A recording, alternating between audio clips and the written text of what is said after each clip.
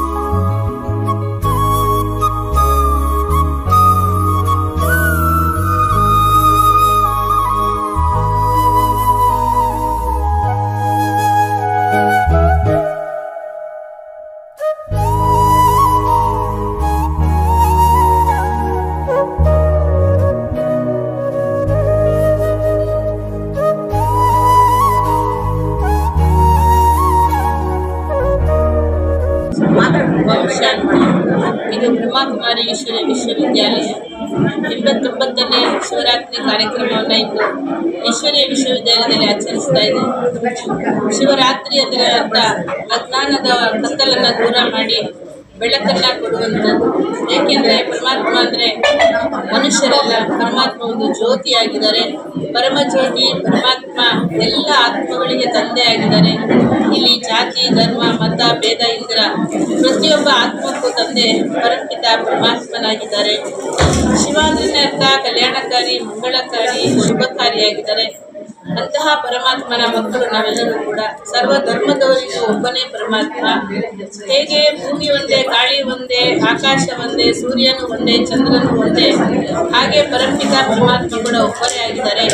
ಅಂತಹ ವಿಶೇಷವಾದಂತಹ ಕಾರ್ಯಕ್ರಮವನ್ನು ನಿರಂತರವಾಗಿ ಆಚರಿಸಬೇಕು ಅಂತೇಳಿ ಈ ದಿನ ಈ ಕಾರ್ಯಕ್ರಮವನ್ನು ಹಮ್ಮಿಕೊಂಡಿದ್ದೀನಿ. ಇದಕ್ಕೆ ಗೌರವಾನ್ವಿತವಾಗಿ ಎಲ್ಲ ಒಂದು ಕಾರ್ಯಕರ್ತರು ಆಗಮಿಸಿದ್ದಾರೆ.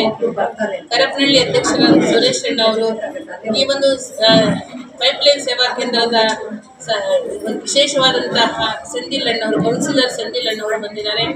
ಹಾಗೆ ಈ ಒಂದು ವಿಶೇಷವಾಗಿ ಮೇಸ್ತ್ರಿಯಾಗಿರುವಂತಹ ಶೇಖರಣ್ಣವರು, ಹಾಗೆ ನಮ್ಮ ಎಲ್ಲ ಕುಟುಂಬ ಪರಿವಾರ ಸಮೇತ ಎಲ್ಲರೂ ಸಹ ಆಗಮಿಸಿ ಈ ಒಂದು ವಿಶೇಷ ಕಾರ್ಯಕ್ರಮವನ್ನು ನಡೆಸಿಕೊಡ್ತಾ ಇದ್ದಾರೆ. ಎಲ್ಲರೂ ಶಿವನ ಧ್ಯಾನವನ್ನ ಮಾಡಿ ಶಿವನಿಂದ ಅಕ್ಷತೆಯನ್ನು ಪಡ್ಕೊಳ್ತಾ, ಆಶೀರ್ವಾದವನ್ನು ಪಡ್ಕೊಳ್ತಾ ನಮ್ಮ ಜೀವನವನ್ನು ಧನ್ಯ ಮಾಡ್ಕೊಳ್ಬೇಕು ಅಂತ ಇದನ್ನ ನಾವು ಈ ಕಾರ್ಯಕ್ರಮವನ್ನು ಹಮ್ಮಿಕೊಂಡಿದ್ದೀವಿ. ಎಲ್ಲರಿಗೂ ಸ್ವಾಗತ. ಇದಕ್ಕೆ ಜಾತಿ ಮತ ಭೇದ ವಿಷಯ ಸರ್ವರನ್ನು ನಾವು ವೆಲ್ಕಮ್ ಮಾಡ್ತೀವಿ. ಎಲ್ಲರೂ ಬರ್ಬೋದು, ಎಲ್ಲರೂ ತಿಳ್ಕೋಬಹುದು, ಎಲ್ಲರಿಗೂ ಮನಃಶಾಂತಿ ಆಗಲಿ ಅನ್ನೋದನ್ನೇ ಒಂದು ಸಂಸ್ಥೆಯ ಉದ್ದೇಶವಾಗಿದೆ. ಈಗಾಗಲೇ 47 ದೇಶದಲ್ಲಿ ಈ ಸಂಸ್ಥೆ ತನ್ನ ಸೇವೆಯನ್ನು ನಡೆಸ್ತಾ ಬಂದಿದೆ. ಈ ಒಂದು KGF-ನಲ್ಲಿ ಸುಮಾರು 47 ವರ್ಷಗಳಿಂದ ಈ ಒಂದು ಸೇವೆಯನ್ನು ಮಾಡ್ತಾ ಇದೆ. ಇದಕ್ಕಾಗಿ ನನ್ನ ನಿಮಿತ್ತವಾಗಿದ್ದಾರೆ ರತ್ನ ಸಂಚಾಲಕರಾಗಿ. ಓಂ ಶಾಂತಿ. ತಂದೆ ಸೇರುವಾಗೆ ಒಂದು ತಿಂಗಳಾಯಿತು. ಒಂದು ತಿಂಗಳಲ್ಲಿ ನಾನು ತುಂಬಾ ಡಿಸ್ಟರ್ಬ್ ಆಗಿದ್ದಾಗ ಅಮ್ಮ ಅವರು ಮನೆಗೆ ಬಂದು ಸ್ವಲ್ಪ ಹೊತ್ತು ನನ್ನ ಹತ್ರ ಮಾತಾಡಿದ್ರು. ಆಮೇಲೆ ಮಾತಾಡಿದ ತಕ್ಷಣ ನನಗೆ ಇರೋ ನೋವು ಸ್ವಲ್ಪ ಅರ್ಧಕ್ಕೆ ಕಡಿಮೆ ಆಯಿತು. ಪೀಸ್ಫುಲ್ ಆಗಿದ್ದೆ. ಅದಕ್ಕಾಗಿ ಇಲ್ಲಿ ನನ್ವಾಡಲ್ಲಿ ಇಂಥ ಒಂದು ಕಾರ್ಯಕ್ರಮ ಅಮ್ಮವ್ರು ನಡೆಸ್ಕೊಳ್ತಾ ಇದ್ದಾರೆ. ಇಲ್ಲಿ ಯಾವುದು ಡಿಸ್ಟರ್ಬೆನ್ಸ್ ಯಾವುದೇ ಇಲ್ಲದಂಗೆ ನಾನು ನೋಡ್ಕೊಂಡಿದ್ದೀನಿ. ಎಲ್ಲ ನಮ್ಮ ನಮ್ಮನ್ನ ಆ ರೀತಿಯಾಗಿ ನೋಡ್ಕೊಂಡಿದ್ದಾರೆ. ಯಾವ ತೊಂದರೆ ಆಗಿಲ್ಲ, ಅವ್ರಿಗೆ ತೊಂದರೆನ ಆಗೋಕ್ ಬಿಡಲ್ಲ. ಅಮ್ಮ ಅವ್ರು ನೋಡಿದ್ರೆ ನಾನೇ ಪೀಸ್ಫುಲ್ ಆಗಿರ್ತೀನಿ. ಆ ಸಂತೋಷದಿಂದ ಎಲ್ಲರೂ ಶಾಂತಿಯಾಗಿ ಇರ್ಬೇಕು, ನೆಮ್ಮದಿಯಾಗಿರ್ಬೇಕು. Thank you. ಪೀಸ್ ಆದ್ರೆ ಭಗವಂತನಿಗೆ ನಾವು ವೆಲ್ಕಮ್ ಮಾಡಿ ಅದೇ ವಂಶ ಅಲ್ವಾ? ಸೆಲೆಕ್ಟ್ ಆಗಿದ್ದೀರಾ ಅಲ್ವಾ ಇಲ್ವಾ?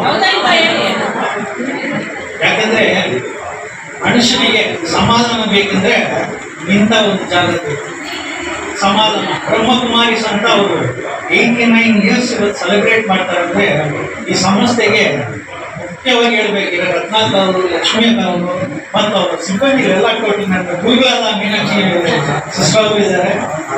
ಇವ್ರಿಗೆ ಒಂದು ದೊಡ್ಡ ಚಪ್ಪಾಳೆಯಿಂದ ನಾವೆಲ್ಲ ಏನಪ್ಪಾ ಅಂದ್ರೆ ನಮ್ದು ಒಂದು ನೋವಿದೆ.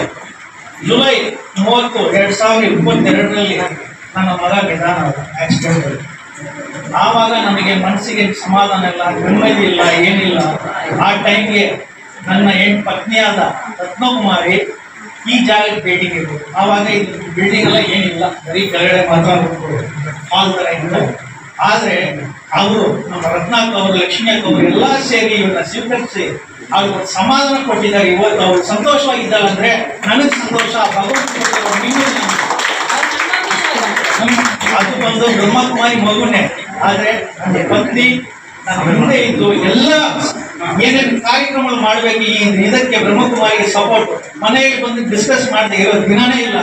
ಅದರಿಂದ ಎಲ್ಲರಿಗೂ ಸಮಾಧಾನ ಶಾಂತಿ ಸಿಗಲಿ ಅಂತ ಹೇಳಿ ಇದೆಲ್ಲ ನಾವು ಮಾಡ್ತಾ ಇಲ್ಲ, ಬಾಬಾ ನಮ್ಮಿಂದ ಮಾಡಿಸ್ಕೊಡ್ತಾರೆ. ಬಾಬಾ ನಮ್ಮಿಂದ ಮಾಡಿಸ್ಕೊಡ್ತಾರೆ. ಅದೇ ಈ ಸಮಾಧಾನ ಅಂತ ಹೇಳಿ ಎಲ್ಲರಿಗೂ ಈ ಬಂದಿರೋ ಎಲ್ಲರಿಗೂ ಓಂ ಶಾಂತಿ ಅಂತ ಹೇಳಿ ನಾನು ಮಾತಾಡ್ತೀನಿ. ഭയങ്കര കഷ്ടത്തിൽ വിഷമത്തിലായിരുന്നു. അപ്പോൾ ഈ റോഡിൽ വന്നു വേറെ ആവശ്യത്തിന് പോയിരുന്നു. അപ്പോഴാണ് ബാബയുടെ കൊടി കണ്ടത്. ഇവിടെ കയറി വന്നു സിസ്റ്ററെ കണ്ടു. അപ്പോൾ സിസ്റ്ററിൻ്റെ അടുത്ത് പറഞ്ഞു ഞാൻ കടന്നു കുറേ നേരം. അപ്പോൾ സിസ്റ്റർ പറഞ്ഞു എത്ര വേണമെങ്കിൽ കരഞ്ഞു കരയാൻ പാടില്ല, കഴിഞ്ഞത് കഴിഞ്ഞു, നീ ഒരിക്കലും ഇതിനെപ്പറ്റി ചിന്തിക്കരുത്. പാട്ട് അത്ര എഴുതിയോ രാമേണ ബാബ വിചാരിക്കൂ, ബാബയുടെ കൂടെ ഇരിക്കൂ, സദാ ബാബയുടെ ഓർമ്മയിൽ ഇരിക്കൂ. പിന്നെ ഞാൻ മെഡിറ്റേഷൻ എപ്പോഴും മുരളി കേൾക്കുന്നു. ബാബയുടെ മുരളി ഇപ്പം ബാബ മാത്രമേ ഉള്ളൂ. ബാബയുടെ കൂടെയാണ് എൻ്റെ യാത്ര. സദാ ഓരോ ശ്വാസത്തിലും ഓരോ നിമിഷം ഓരോ സെക്കൻഡും ഞാൻ ബാബ ബാബ ബാബ മാത്രമേ ഉള്ളൂ. എൻ്റെ ഓരോ പ്രശ്നങ്ങളും ഓരോ സങ്കടങ്ങളും ബാബ തീർത്തു തരുന്നത്. ഞാൻ എത്ര സങ്കടപ്പെടുന്ന സമയത്ത് ബാബ വന്ന് നിൽക്കുന്നതിൻ്റെ എടുത്ത് വന്ന് നിൽക്കുന്നുണ്ട്. എൻ്റെ കുട്ടിയെ നീ വിഷമിക്കരുത്, ഞാൻ സദാ കൂടിയുണ്ട്, സദാ നിന്റെ കൂടെ ഞാൻ നിൽക്കണം. അപ്പോൾ ബാബ വിചാരിക്കുക അത്രമാത്രമേ എനിക്ക് പറയാവൂ. ഭഗവാൻ മാത്രമേ നമ്മുടെ കൂടെയുള്ളൂ, ബാക്കിയുള്ളവരെല്ലാം നമ്മുടെ ചുറ്റുണ്ടാവും. പക്ഷെ സദാ ഭഗവാൻ മാത്രം, ബാബ മാത്രം. ബാബ ബാബ ഓം ശാന്തി ഓം ശാന്തി ஓம் சாந்தி ஓம் சாந்தி. நான் தமிழில் பேசுகிறேன். இன்னைக்கு இந்த பிரம்மகுமாரி உடைய இந்த சங்கம் அசோசியேஷன் சொல்லி ஒரு இன்னைக்கு இந்தியா முழுவதுமாக நடந்து கொண்டிருக்கிறது. இது 89 வருஷமா இந்த நிகழ்ச்சி இந்தியா முழுவதும் கொண்டாடுறாங்க. இந்தியாவில் முக்கியமாக நம்ம நண்பர் எனக்கு தெரிஞ்சு KGFல 45 வருஷமா இந்த நிகழ்ச்சி நடந்தது. இந்த நிகழ்ச்சிக்கு நான் காலேஜ் படிக்கும்போது எங்களுடைய ஒரு லெக்சரர் முனியப்பன் இருந்தார். அவருடைய மிஸ்ஸஸ் தான் மேடம். அவரு அப்பவே இதை ஸ்டார்ட் பண்ணி அங்கிருந்து இன்னைக்கு வரைக்கும் நடத்தின்னு வர்றாங்க. அவங்களும் சேர்றாங்க, எல்லாரும் ஒன்னா சேர்ந்து இந்த நிகழ்ச்சி நடத்துறாங்க. இதனுடைய நோக்கமே வந்து என்னன்னா மனசாந்தி, மன நிம்மதிக்காகலாம். ஓம் சாந்திங்கிறது நம்ம சாந்திக்கும் மற்றவங்க சாந்திக்கும் நாட்டினுடைய சாந்திக்காக தான்.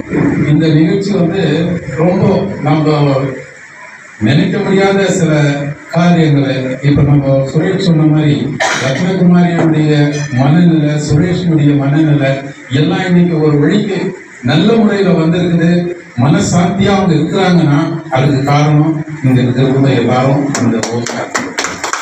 இதை நம்ம மட்டும் இல்லை, இன்னும் அநேகமான ஜனங்க இதை ஃபாலோ பண்ணோம். அவங்கவுங்க குடும்ப நிம்மதிக்கும் சாந்திக்கும் இங்க அவங்க அந்த ப்ரேயர் பண்றதும் அவங்களுடைய ஒவ்வொரு ஆக்டிவிட்டீஸும் அது மன நிம்மதி தரும்ன்றது எனக்கு முழு நம்பிக்கை இருக்கு. ಇವತ್ತು ಬ್ರಹ್ಮಕುಮಾರಿಯ ಸಂಸ್ಥೆ ನಮ್ಮ ಕೆಜಿಎಫ್ ಭಾಗದಲ್ಲಿ ನಿರಂತರವಾಗಿ ಸೇವೆ ಸಲ್ಲಿಸ್ತಾ ಇದೆ.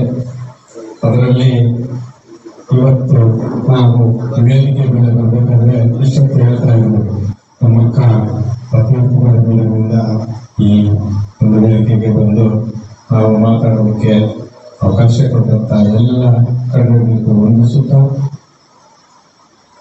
ಬ್ರಹ್ಮಕುಮಾರಿ ಸಂಸ್ಥೆ ಇಡೀ ವಿಶ್ವದಲ್ಲಿ ಅಲ್ಲಿರುವಂತ ಒಂದು ಹಿಂದೂ ಸಂಸ್ಥೆ ಏನು ಇವತ್ತು ವಿಶೇಷವಾಗಿ ನಮ್ಮ ಮಾನವರಾಗಿ ಹುಟ್ಟಿದ ಮೇಲೆ ನಾವು ಯಾವ ರೀತಿ ಜೀವನ ಮಾಡಬೇಕು ಅನ್ನೋ ಒಂದು ವಿಚಾರವನ್ನ ಎಲ್ಲರಿಗೂ ತಿಳಿಸ್ಕೊಡುವಂತ ಒಂದು ಸಂಸ್ಥೆ ಅದು ಬ್ರಹ್ಮಕುಮಾರಿ ಸಂಸ್ಥೆ. ಇದರಲ್ಲಿ ಹಲವಾರು ವಿಚಾರಗಳಿದ್ದಾವೆ. ನಾವು ತಾತ್ಕಾಲಿಕವಾಗಿ ನಮ್ಮ ಏನು ರತ್ನಕುಮಾರಿ ಮೇಡಮ್ ಅವ್ರನ್ನ ನಮ್ಮ ಈ ಸಂಸ್ಥೆ ಒಂದು ನೆಮ್ಮದಿ ಕೇಂದ್ರ ಕರ್ಕೊಂಡು ಹೋಗ್ತಾ ಇದ್ದಾರೆ ಅಂತ ನಮ್ಮ ಸುರೇಶನವರು ಹೇಳಿದಾಗ ನಾವು ಬಂದವರ ಜೊತೆಯಲ್ಲಿ ಕೈ ಜೋಡಿಸೋಣ ಅನ್ನೋ ಒಂದು ಅಭಿಪ್ರಾಯದಿಂದ ನಾವು ಬಂದಿದ್ದೀವಿ. ಈಗ ಹಿರಿಯರೆಲ್ಲ ಮಾತಾಡಿದ್ದಾರೆ, ನಾವು ಮಾತಾಡೋದಕ್ಕೆ ವಿಚಾರ ಏನು ಅಷ್ಟು ತಿಳ್ಕೊಂಡಿಲ್ಲ, ತಿಳ್ಕೊಂಡು ನಂತರ ದಿನಗಳಲ್ಲಿ ವಿಚಾರವನ್ನ ಮಾತಾಡ್ತೀವಿ ಅಂತ ಹೇಳ್ತಾ ನನ್ನ ಮಾತಿಗೆ ವಿರಾಮ ಕೊಡ್ತಾ ಇದ್ದೀನಿ. ಎಲ್ಲ ಧರ್ಮಗಳು ಅದೇ ಹೇಳ್ತದೆ, ಏನು ಸುಳ್ಳು ಹೇಳ್ಬಾರ್ದು, ಕಲ್ಪನಾ ಮಾಡಬಾರ್ದು, ಬೇರೆ ತರ ಬೇರೆಯವ್ರನ್ನ ನೋಡಬಾರ್ದು, ಈ ತರ ಎಲ್ಲ ಒಂದು ಮಾತುಗಳು ಎಲ್ಲ ಇದೆ. ಈಶ್ವರ ನೋಡಿದ್ರೆ ಇವತ್ತು ದೇಶದಲ್ಲಿ ಈಶ್ವರಿಗೆ ಏನೇನ್ ಮಾಡ್ತಾ ಇದ್ದಾರೆ ಅಂತ ಗೊತ್ತಾಗುತ್ತೆ. ನಮ್ಮ ಕೋಟಿ ಲಿಂಗೇಶ್ವರದಲ್ಲಿ ಕೂಡ ಕೋಟ್ಯಾಂತರ ಲಿಂಗಗಳು, ನಾನು ಬಂದು ಈ ಲಿಂಗ ಈಶ್ವರನ ನೋಡಿದಾಗ ಕೋಟಿ ಲಿಂಗೇಶ್ವರನೇ ನನಗೆ ಜ್ಞಾಪಕ ಬರುತ್ತೆ. ಮನುಷ್ಯರಾಗಿ ಬಾಳಬೇಕು. ನಮಗೆ 6 ಅರಿವು ಕೊಟ್ಟಿದ್ದಾರೆ ದೇವರು. ನಾವು 6 ಅರಿವು ಮನುಷ್ಯನ ಹತ್ರ ಒಂದು ಲವ್, ಪೀಸ್, ಅಫೆಕ್ಷನ್ ತೋರಿಸೋದ್ರಲ್ಲಿ ನಾವು ಮನುಷ್ಯರಾಗೋದಿಲ್ಲ.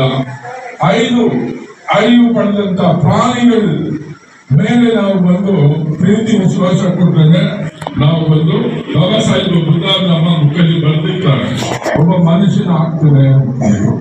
ಈಗ ಅವ್ರು ಹೇಳಿದ್ರು, ನಮ್ಮ ಸಬರೀಶ್ ನಮ್ಮಲ್ಲಿ ಇಲ್ಲ, ಅಯ್ಯಮ್ಮ ತುಂಬಾ ಇನ್ನ ಕೂಡ ಅವರಿಂದ ಬಂದಿಲ್ಲ.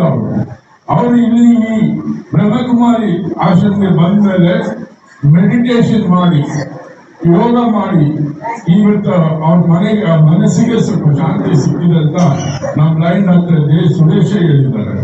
ಕರೆದು ಮಾತಾಡಲಿಕ್ಕೆ ಅವಕಾಶ ಮಾಡಿಕೊಟ್ಟಿದ್ದಂತ ಬ್ರಹ್ಮಕುಮಾರಿ ಇದ್ದಾರೆ. ಎಲ್ಲ ಕುಮಾರಿಗೆ ಧನ್ಯವಾದಗಳನ್ನ ಹೇಳ್ತಾ ನಾನು ಮಾತಾಡ್ಕೊಂಡಿದ್ದೆ. ನನ್ನ ಹಸ್ಬೆಂಡ್ ಅಥವಾ ಯಜಮಾನರಾಗ್ತಕ್ಕಂಥ ಕೆ ಮುನಿಯಪ್ಪ ಅವರು ಪಾರ್ಟಿ ಲೆಕ್ಚರರ್ ಆಗಿದ್ರು. ಅವರು ಗುರುವಾರ ದಿವಸ ಅವರು ಈ ಒಂದು ಸಂಸ್ಥೆಗೆ ಬಂದ್ರು. 2nd ಕ್ಲಾಸ್ ಅಲ್ಲಿ ಇತ್ತು. ಆಮೇಲೆ ನನ್ನನ್ನು ಸೋಮವಾರ ಕರ್ಕೊಂಡು ಹೋದ್ರು. ಅದೇ ನಾವು 78ರಲ್ಲಿ ಹೋಗಿ ಮೌಂಟ್ ಆಬೂನಲ್ಲಿ, ರಾಜಸ್ಥಾನ್ ಮೌಂಟ್ ಆಬೂ, ಅಲ್ಲಿ ಪರಮಾತ್ಮನ ಮಿಲನವನ್ನ ಮಾಡಿದ್ವಿ. ನಿಮ್ಗೆಲ್ಲ ಆಶ್ಚರ್ಯ ಆಗ್ಬೋದು ಹೊಸಬರಿಗೆ, ಪರಮಾತ್ಮ ಅಂತಂದ್ರೆ ಹೇಗಿರ್ತಾರೆ, ನಾವು ದೇವಸ್ಥಾನಗಳಲ್ಲಿ ಪೂಜೆ ಎಲ್ಲ ಮಾಡ್ತೀವಿ, ಮೂರ್ತಿಗಳನ್ನ ನೋಡ್ತೀವಿ, ಅಲ್ಲಿ ಹೇಗಿರ್ತಾರೆ, ನಮಗೂ ಅಷ್ಟೇ ಕುತೂಹಲ ಇತ್ತು.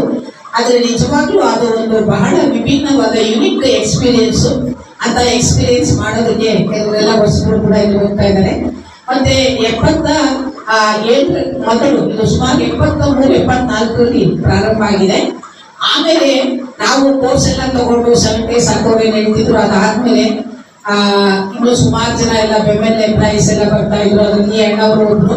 ಸೊ ನಾವೆಲ್ಲ ಕೂಡ ಗಣೇಶ್ಪುರಂ MC ಪೆರುಮಾಳ್ ಅವ್ರ ಮನೆ ಮುಂದೆ ಅಪ್ಸ್ಟೇರ್ಸ್ ಅಲ್ಲಿ ಬಾಡಿಗೆಗೆ ತಗೊಂಡ್ವಿ. ಆ ಕಾಲದಲ್ಲಿ ಅದು 150 ರೂಪಾಯಿ ಬಾಡಿಗೆ. 150 ರೂಪಾಯಿನೇ 77-78ರಲ್ಲಿ ತುಂಬಾ ಕಷ್ಟ ಆಗ್ತಾ ಇತ್ತು. ಸ್ವಂತವಾಗಿ ಬಿಲ್ಡಿಂಗ್ ಇಲ್ವಲ್ಲ ಅಂತ ಹೇಳ್ಬಿಟ್ಟು ನಮ್ಗೆ ಎಲ್ಲ ಗೊತ್ತಿರೋ ಹಾಗೆ BJML ಹಾಸ್ಪಿಟಲ್ ಅಲ್ಲಿ ಕೃಷ್ಣಮೂರ್ತಿ ಅವರ ಮಿಸಸ್ ಡಾಕ್ಟರ್ ಲತಾ ಅಂತ ಹೇಳ್ಬಿಟ್ಟು ಅವ್ರು ಹೇಳ್ತಿದ್ರು, ಇಂಥ ಗಲ್ಲಿನಲ್ಲಿ ಇಂಥ ಒಂದು ಆಶ್ರಮನ ಅಂತ ಹೇಳಿ ಅವರು ಏನಾದ್ರು ಹೊಸದನ್ನು ಮಾಡಬೇಕು ಅಂತಂದಾಗ ಮುನಿಯಪ್ಪ ಲೆಕ್ಚರರ್ಗೆ ಸಂಕಲ್ಪ ಬಂತು, ಈ ಜಾಗವನ್ನ ಅವ್ರು ಅಪ್ರೂವ್ ಮಾಡಿ ಕೊಡಿಸು. ಅದೇ ತರ ಇವತ್ತು ಇವರೆಲ್ಲ ಕೂಡ ಎಷ್ಟು ಸಹಯೋಗ ಕೊಟ್ಟಿದ್ದಾರೆ, ಕೌನ್ಸಿಲರ್ಸ್ ಆಗಿರ್ಬೋದು, ಮೆಂಬರ್ಸ್ ಆಗಿರ್ಬೋದು. ಅದೇ ತರ ಮುನ್ಸಿಪಲ್ ಆಫೀಸ್ ಇಂದ ಅವರು ಕೂಡ ಇದನ್ನೆಲ್ಲ ಮಾಡಿಕೊಟ್ರು, ಲೈಸೆನ್ಸ್ ಎಲ್ಲ ಕೊಟ್ಟರು, ಕಟ್ಲಾಯಿತು. ಆಗಿನ ಕಾಲಕ್ಕೆ ಎಷ್ಟು ಶಕ್ತಿ ಇದ್ದೋ ಬರೀ 25 ಅಡಿಗೆ 40 ಅಡಿದು ಮಾತ್ರ ಕನ್ಸ್ಟ್ರಕ್ಷನ್ ಮಾಡಿದ್ವಿ. ಆನಂತರ ಅಲ್ಲಿಂದ 86ರಲ್ಲಿ ಇಲ್ಲಿಗೆ ಶಿಫ್ಟ್ ಆಯಿತು. ಅದಾದ್ಮೇಲೆ ಕೆಲವರಿಗೆ ದೂರ ಅಂತ ಅಂದ್ಮೇಲೆ ಅಕ್ಕವ್ರು ಹೇಳಿದಾಗೆ 6 ಕ್ರಾಸ್ ಅಲ್ಲಿ ಸ್ವರ್ಣನಗರಿಗೆ ಎಲ್ಲ ಕ್ಲಾಸಸ್ ನಡೀತಾ ಬಂದು ಇವತ್ತು ಅವರೆಲ್ಲ ಹೇಳಿದಾಗೆ 10 ಕಡೆ ಕ್ಲಾಸಸ್ ನಡೀತಾ ಇದೆ. ಇವತ್ತು ರತ್ನಕ್ ಅವ್ರಿಗೆ ಬಂದಾದ್ಮೇಲೆ ಈ ಒಂದು ನಾವೆಲ್ಲ ಕೂತ್ಕೊಂಡಿದ್ವಿ, ಈ ಹಾಲನ್ನ ಮಾಡಿದ್ರು. ಇವತ್ತು ಆ ಕಡೆ ಎಕ್ಸ್ಟೆನ್ಷನ್ ಏನಾಗಿದೆ ಅದು ಈಗ ರೀಸೆಂಟ್ ಆಗಿ ಕಟ್ಟಿರ್ತಕ್ಕಂಥದ್ದು, ಹಾಗೆ ಕೆಳಗಡೆ ಕೂಡ ಸೊ ಇದು ಹಂತವಾಗಿ ಬೆಳೀತಾ ಇದೆ. ನೋಡೋದಕ್ಕೆ ತುಂಬಾ ಖುಷಿ ಆಗುತ್ತೆ. ಇನ್ನೂ ಹೆಚ್ಚಿಗೆ ಬೆಳಿಬೇಕು, ಹೆಚ್ಚಿನ ಆತ್ಮಗಳೆಲ್ಲ ಬರಬೇಕು, ಈ ಜ್ಞಾನದ ಲಾಭವನ್ನ ಪಡ್ಕೊಳ್ಬೇಕು ಅಂತಕ್ಕಂಥದ್ದೇ ನನ್ನ ಒಂದು ಸದುದ್ದೇಶ.